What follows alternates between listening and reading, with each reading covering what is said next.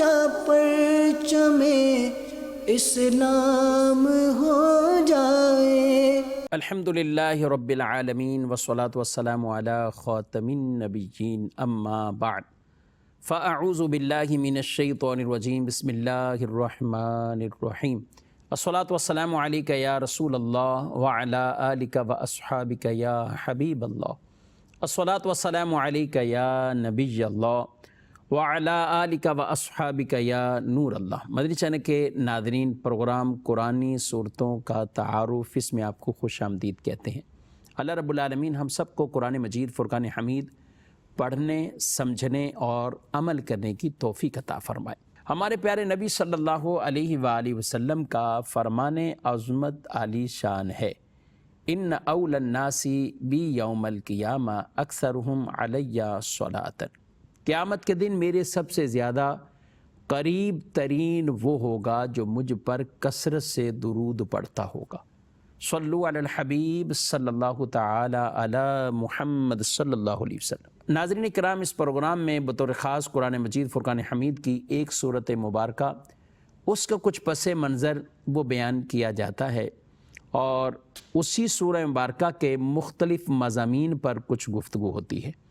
آج کا ہمارا جو درس ہے وہ سورۃ النبا، یعنی 30ویں پارے کی پہلی سورت، سورہ مبارکہ سورہ نبا۔ اس سورت پر انشاءاللہ کچھ گفتگو ہوگی۔ ترتیب نزول کے اعتبار سے یہ سورہ مبارکہ کا نمبر ہے 80، اور ترتیب تلاوت کے اعتبار سے اس کا نمبر 78 اس کا نمبر ہے اس سورہ مبارکہ کا۔ 2 رکوع ہیں اور اس میں 40 آیات مبارکہ ہیں۔ سورہ نبا بیسک مکہ مکرمہ میں نازل ہوئی، یہ سورہ نبا، اور اس کے جو مضامین ہیں وہ ابتدا سے ہی قیامت کے حوالے سے ہیں، کہ جب نبی کریم صلی اللہ علیہ وسلم نے لوگوں کو قیامت کے حوالے سے عقیدہ بتایا کہ ہم اٹھائے جائیں گے، مرنے کے بعد دوبارہ زندہ کیے جائیں گے، قیامت قائم ہوگی، قیامت کے بعد کے یہ سارے معاملات جب بیان کیے تو کفار وہ آپس میں ایک دوسرے سے سوال کرنے لگے، وہ سوال کرنے لگے۔ تو اس میں یہ نبا کا کلمہ، یہ لفظ، یہ استعمال ہوا، تو اس وجہ سے اسی سورہ مبارکہ کا نام سورہ نبا کہتے ہیں خبر کو، اور یہاں اس سے مراد وہ عظیم خبر یعنی قیامت کے حوالے سے کفار سوال ایک دوسرے سے کرنے لگے، اور یہ بھی ہے کہ اس سے مراد مومنین سوال کرنے لگے۔ جب مومنین کا جو سوال کرنا تھا، یعنی ایمان لانے کے بعد جو ان کا سوال کرنا، تو وہ اپنے ایمان کو مزید تقویت پہنچانے کے لیے باقاعدہ اس عقیدے کو یاد رکھنے، اس عقیدے کے حوالے سے مزید معلومات، اور اسی پر وہ گفتگو کر رہے ہیں۔ تو جہاں مومنین اگر مراد لیں گے تو پھر وہاں اعتراض والے سوالات مراد نہیں، بلکہ اس سے اپنے مزید یقینی کیفیات پیدا کرنا اور اسی کے جزیات سے متعلق کچھ گفتگو کرنا، اور قیامت کے بارے میں پوچھنا ایک دوسرے سے۔ اور یہ بھی کہا کہ اس سے مراد کفار ہیں، مشرکین ہیں، کہ جب رسول اللہ صلی اللہ علیہ وسلم نے انہیں کہا تو وہ آپس میں ایک دوسرے سے پوچھنے لگے کہ یہ جو محمد عربی ہیں، ان کا یہ دین، یہ کیسا دین ہے کہ جس میں یہ کہا جا رہا ہے کہ ہم مر جائیں گے پھر ہم دوبارہ اٹھ جائیں گے۔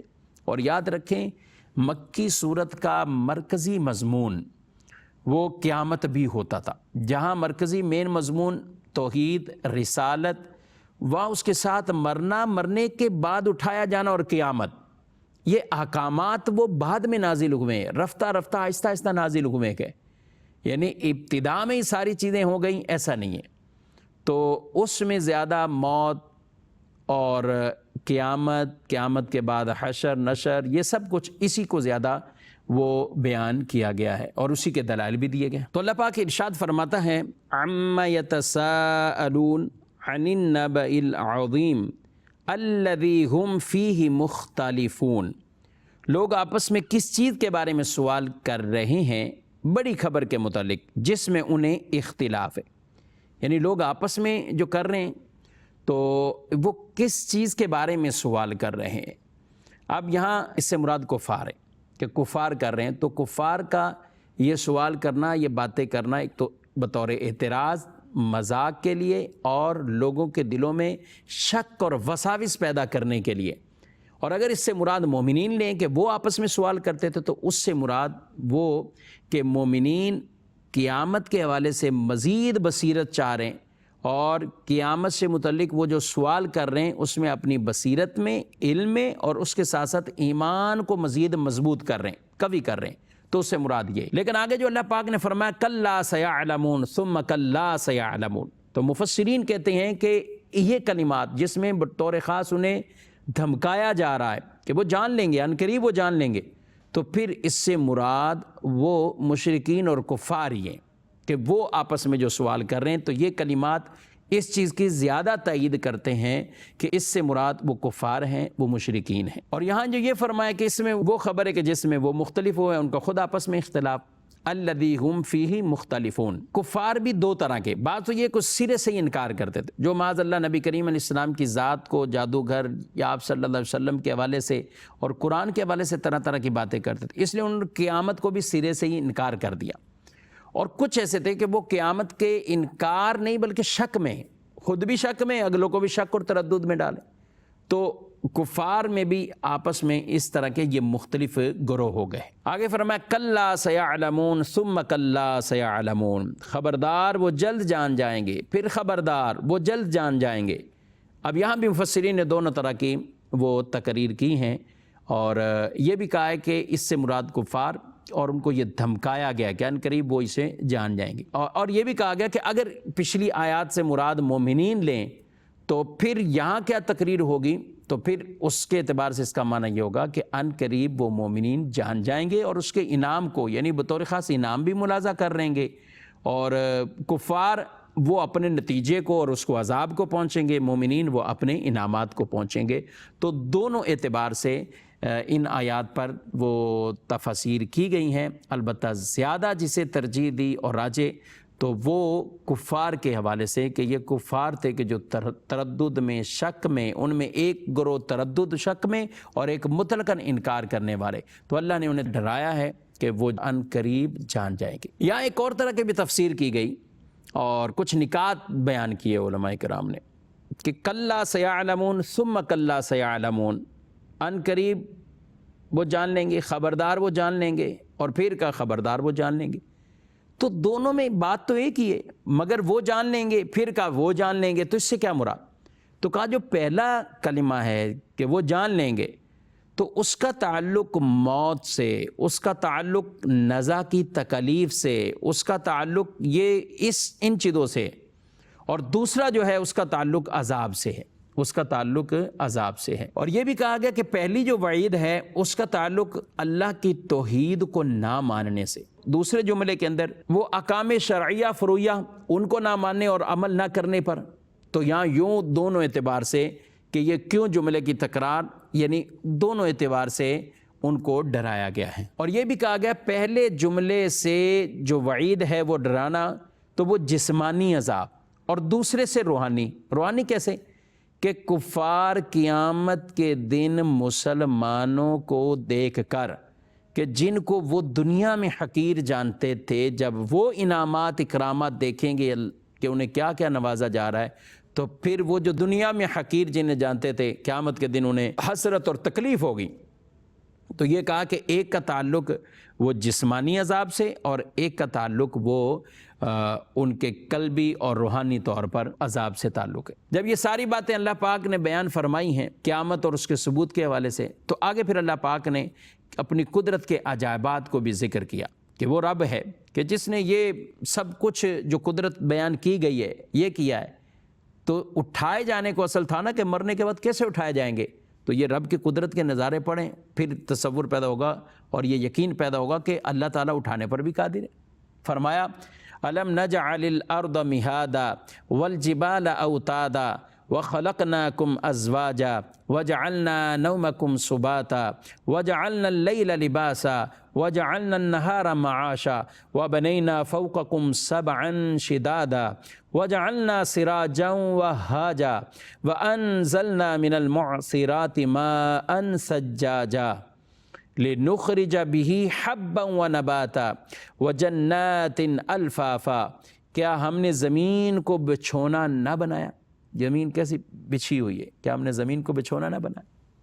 اور پہاڑوں کو میخیں. پہاڑوں کو میخیں یعنی پہاڑ اس کے اندر ایک کیل کی طرح اس طرح پیوست ہیں، کیا یہ نہیں دیکھتے؟ وَخَلَقْنَاكُمْ أَزْوَاجًا، اور ہم نے تمہیں جوڑے پیدا کیا اور تمہاری نیند کو آرام کا ذریعہ بنایا اور رات کو ڈھانپ دینے والی بنایا اور دن کو روزی کمانے کا وقت بنایا اور تمہارے اوپر 7 مضبوط آسمان بنائے اور نہایت چمکتا چراغ سورج بنایا اور بدلیوں سے زوردار پانی اتارا تاکہ اس کے ذریعے اناج اور سبزہ نکالیں اور گھنے باغات. اب یہاں اللہ پاک نے اپنی قدرت کے عجائب کو بیان کیا. زمین کو بچھا دیا، پہاڑ اس میں ایسے گاڑ دیے کہ وہ زمین کو بھی تھامے ہوئے ہیں، ورنہ زمین منتشر ہو جاتی، پھٹ جاتی. تو پہاڑوں کے ذریعے یہ فائدہ حاصل ہوا. اچھا پھر آگے کیا کہا کہ آدمی کو ایک راحت اور سکون کے لیے تمہیں جوڑے جوڑے بنایا، مرد اور عورت، تاکہ یہ بھی تمہیں اللہ راحت پہنچائے. جسمانی طور پر تھکن تھکاوٹ کا حل کیا ہے؟ آدمی آرام کرے. تو اللہ نے تمہیں یہ نیند بھی عطا کی. وہ نیند کے بعد بھی تو ہم جاگتے، اور جب ہم نیند میں ہوتے ہیں ہم پوری دنیا سے ایک طرح کے کٹ گئے. سب کچھ دنیا چل رہی ہے، یہ نظام چلتا رہے گا. تو یہ ایک اس لیے نیند کو موت سے تشبیہ دی ہے کہ جب آدمی سوتا ہے ایک طرح کا مر گیا. نیند کو موت کی بہن کہا ہے. کیوں؟ کیونکہ سو گیا دنیا سے کٹ جاتا ہے. وہ سوتا رہا، وہ پورا وقت اس کا چلا گیا، لیکن دنیا تو نہیں رکتی، دنیا چل رہی ہوتی. تو یہ ہم سو گئے اٹھے، اب ہمیں جسمانی توانائی مل گئی.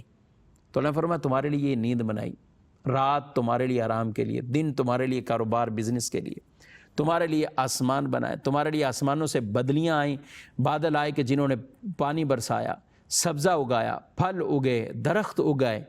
یہ سب کچھ کیا ہے؟ یہ رب کی قدرت کے عجائب ہی تو ہے. یہ ساری قدرت کی نشانیاں اس بات پر وہ دلالت کرتی ہیں کہ جس رب نے یہ سب کچھ دنیا پوری بنائی ہے، اور وہ چیزیں ذکر کی ہیں جو عام مخلوق میں سے کوئی نہ بنا سکے. ورنہ تو بڑی بڑی چیزیں ہیں، فیکٹریاں لوگوں نے لگا دی، بڑی بڑی عمارتیں بنا دیں، کیا کیا چیزیں بنا دی. مگر یہ سورج، یہ چاند، یہ زمین، یہ آسمان، یہ پہاڑ، یہ وہ تخلیق ہے جو رب نے جن کو پیدا کیا، جن کو رب نہیں بنایا. اچھا زمین میں ہم تو بیج ڈالیں گے نا، پانی ڈال دیا، بارش آئے گی، پانی ملے گا، ویسے پانی ڈال دی. زمین سے پودوں کا نکل آنا، زمین سے درختوں کا نکل آنا، زمین سے شاخیں پھوٹ جانا، آگے مزید ان کی جڑیں مزید بڑھ جانا، اور مزید پتہ نہیں کتنا جال بچھ جانا.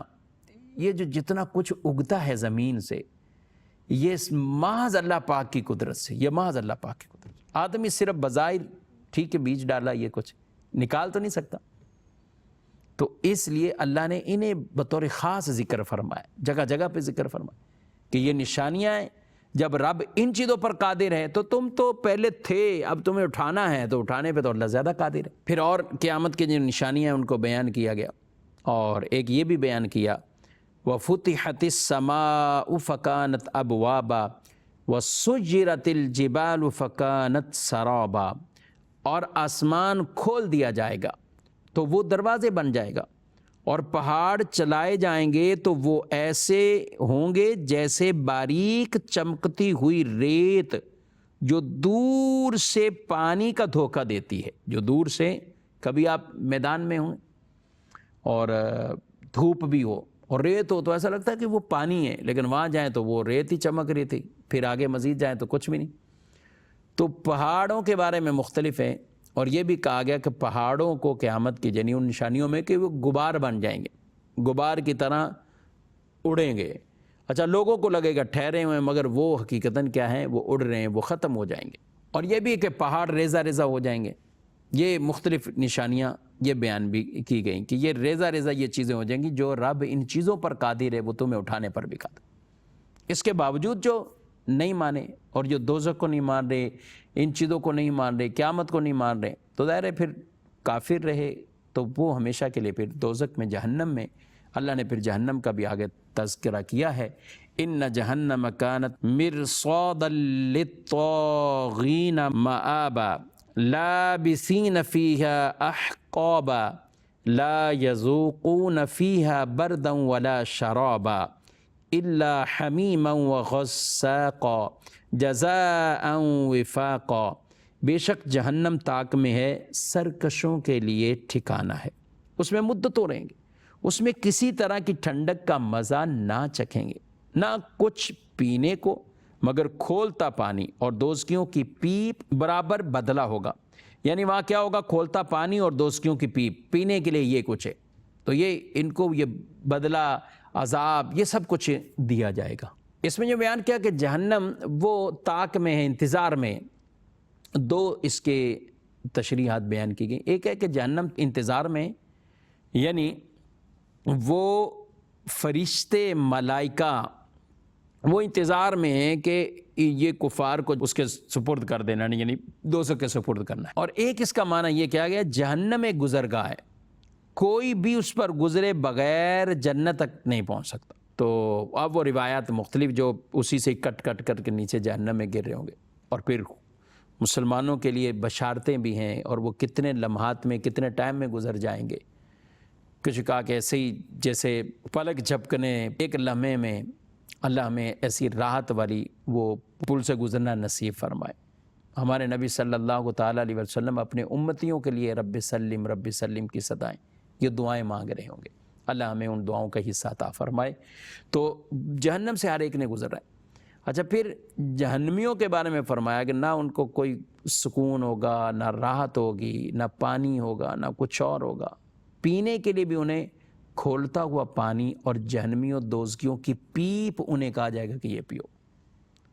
اللہ ہمارے ایمان سلامت رکھے۔ اور ایمان والوں کے لیے، یعنی یہ جہنمیوں کا ذکر کیا، اہل ایمان ان کے لیے اللہ نے جو انعامات رکھے ان کا بھی تذکرہ فرمایا۔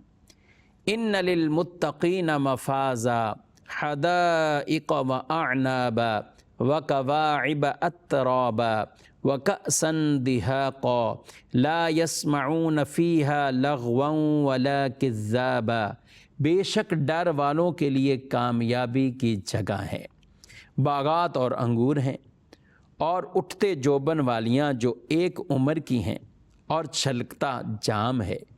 وہ جنت میں نہ کوئی بیہودہ بات سنیں گے اور نہ ایک دوسرے کو جھٹلانا۔ یہاں متقین کو ذکر کیا گیا، اور ایسے کئی مقام ہیں جہاں اللہ پاک نے خاص ان متقین، جن سے مراد ڈرنے والے، اللہ سے ڈرنے والے، اور جو ڈرنے والے ہوں گے نا وہ پھر نافرمانیاں نہیں کریں گے۔ ان المتقین فی ظلال وعیون وفواکہ مما یشتہون کلوا واشربوا ہنیئا بما کنتم تعملون۔ یہ متقین وہ ہوں گے، وہ ان سایوں میں ہوں گے، اور وہ چشمے ان کے لیے ہوں گے۔ انہیں کہا جائے گا کھاؤ پیو جو کچھ، کیونکہ تم جو عمل کرتے رہے، اب کھاؤ پیو یہاں پر، یہ ان کے لیے انعامات ہیں۔ اللہ ہمیں بھی خوف خشیت والی زندگی عطا فرمائے، تقوی نصیب کرے۔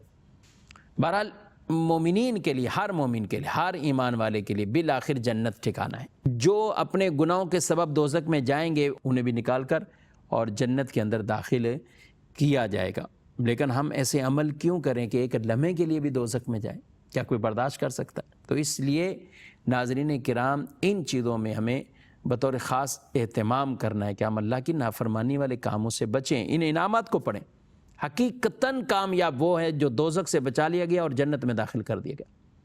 فمن زحزح عن النار وادخل الجنة فقد فاز وما الحیاۃ الدنیا الا متاع الغرور، کہ جو دوزخ سے بچا لیا گیا اور جنت میں داخل کر دیا گیا وہ کامیاب ہے، وہ کامیاب ہے، اور دنیا کی زندگی تو صرف دھوکے کا سامان ہے۔ یعنی آدمی حقیقتاً اس طرف جاتا ہے اور اتنا آگے بڑھ جاتا ہے کہ شاید اس میں راحت، اس میں راحت، اس میں راحت، اس میں راحت، وہ گھر بھی بنائے، بنگلے بھی بنائے، گاڑیاں بھی لے، پتہ نہیں کیا کیا کچھ اکٹھا کرتا رہتا ہے، بالآخر یک دم چلا جاتا ہے۔ تو یہی دھوکے کا سامان ہے کہ یعنی یہ اس کے پاس رہنا ہی نہیں۔ تو اس کو دھوکے سے تعبیر کی گئی کہ بظاہر چمکتی ہوئی چیز تو سب کچھ نظر آتی، مگر جب رہا ہی نہیں تو پھر اس کے لیے کیا اس کا فائدہ؟ ہر چمکتی شے وہ سونا نہیں۔ ہاں، آدمی دنیا میں رہنے کے لیے چونکہ یہ ضروریات زندگی ہے، اس کو ضرور کوشش کرے، حلال ذرائع سے اپنی آمدنی بھی بڑھاتا رہے، مگر اسی میں اتنا وہ مگن نہ ہو جائے کہ دین اور آخرت کو بھول جائے۔ تو ایمان والوں کو یہ اللہ عطا فرمائے گا۔ آگے فرمایا جزاء من ربک عطاء حسابا رب السماوات والارض وما بينهما الرحمن لا يملكون منه خطابا یوم یقوم الروح والملائکۃ صفا لا يتکلمون الا من اذن له الرحمن وقال الصواب ذلك اليوم الحق فمن شاء اتخذ الى ربه مآبا۔ ترجمہ، یہ بدلہ ہے تمہارے رب کی طرف سے نہایت کافی عطا، وہ جو آسمانوں اور زمین اور جو کچھ ان کے درمیان ہے سب کا رب ہے، نہایت رحم فرمانے والا۔ لوگ اس سے بات کرنے کا اختیار نہ رکھیں گے جس دن جبریل اور سب فرشتے صفے بنائے کھڑے ہوں گے، کوئی نہ بول سکے گا مگر وہی جسے رحمان نے اجازت دی ہو اور اس نے ٹھیک بات کہی ہو۔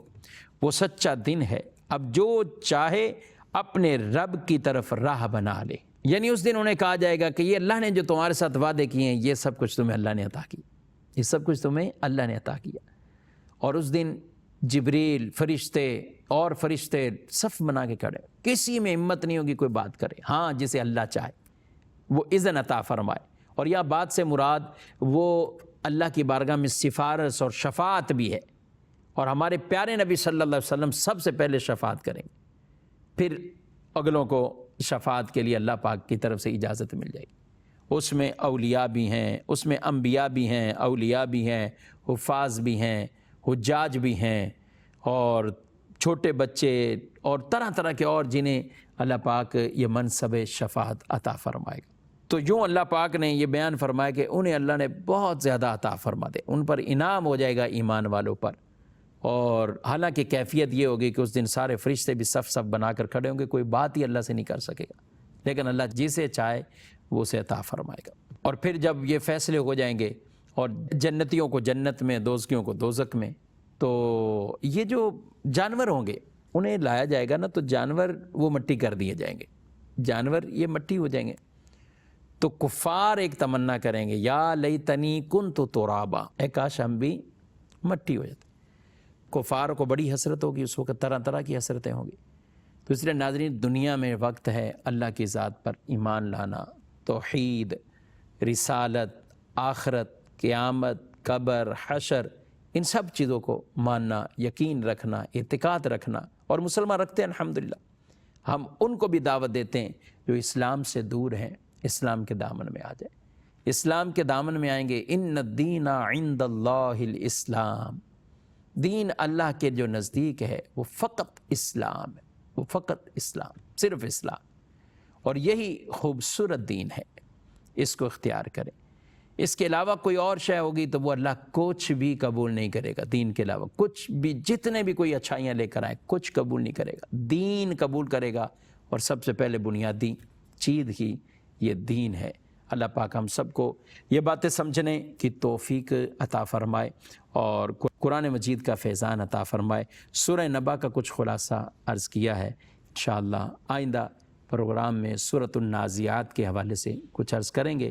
اللہ پاک فہم قرآن بھی ہمیں عطا کرے اور قرآن کی تعلیمات پر عمل پیرا ہونے کی سعادت عطا فرمائے، آمین بجاہ النبی الامین صلی اللہ علیہ وسلم۔ یہی ہے آرزو تعلیم قرآن عام ہو جائے، ہر ایک پرچم سے اونچا پرچم اسلام ہو